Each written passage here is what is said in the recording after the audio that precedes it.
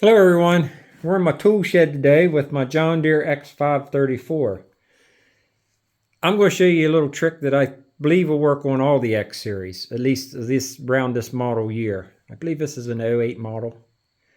They changed the numbering system here a few years ago, so I don't think they make a 534 anymore. They still make the same mower, it's just not called a 534. They kind of changed their numbering systems, I think. But a 534 is four-wheel steer with traction lock. I'm going to show you how to disable your reverse safety switch. Note that I said safety switch. It's on there for safety purposes. So I'm just showing you this for academic purposes. If you disable that switch, you're doing it on your own. I guarantee you John Deere is not going to take liability if you disable that switch and mow over somebody. I've seen lots of ways of doing it. I really don't think they're wrong. Well, there's a few I think are wrong. Whenever you start cutting wires and twisting them together, I think that's the wrong way to go. A jumper is the way to go. Even better, a jumper probably with a fuse in it, especially if you're not sure which wires you're doing. Using a weak fuse, like a 2 amp or a 3 amp. That way, if you accidentally jumper a hot and a ground together, it'll just pop the fuse. But I'm going to go one step further. My way here, you don't even need to make anything. You just need a fuse, one of the newer style fuses. All cars have these in here, and you can see this is a little 3 amp fuse. So if I get it wrong, it just pops the fuse. I didn't even look up to see which ones to do. I just started jamming it in the holes.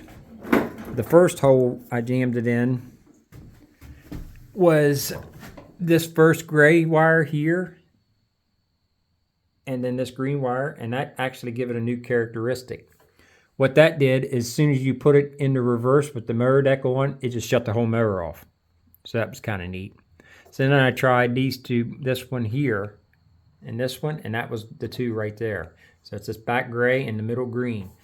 Take your fuse and just simply stick right up beside them two wires, and when you do, it's going to make contact with the metal that's inside.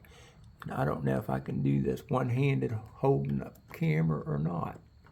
Probably see me start cussing here in a minute. There we go. Got it. Take these wires and bend them up like that. I guess you wanted to, you could zip tie that, but it seems to stay in mine just fine. So there we go. Now you no longer have to pull up on your reverse switch or the safety switch when you go in reverse. It'll always be there. Because part of the problem that I have is if I'm going really slow, like when I start with leaves, if I'm trying to vacuum a windrow up, I'll go over it the first time and then real quick I'll go into reverse, but I'll go real slow because it'll be a big pile of leaves. Well, when you try to go real slow, it still randomly disengages and just aggravates me. So I just figured I'd make a quick video of showing you easy way of doing that. You don't have to make anything up. You just jam that in there. Assuming that they happen to be right beside each other like they are in mine. And I have an idea that all the X series is going to be like that. At least around this model year. They're around 2008. I don't know when they changed the numbering system, but they might have redesigned the wiring and everything else on them. I'm not sure on that. But you just get your fuse and start jamming it in there, and if you're wrong, like I said, it'll just blow the fuse. So anyways, thanks for watching.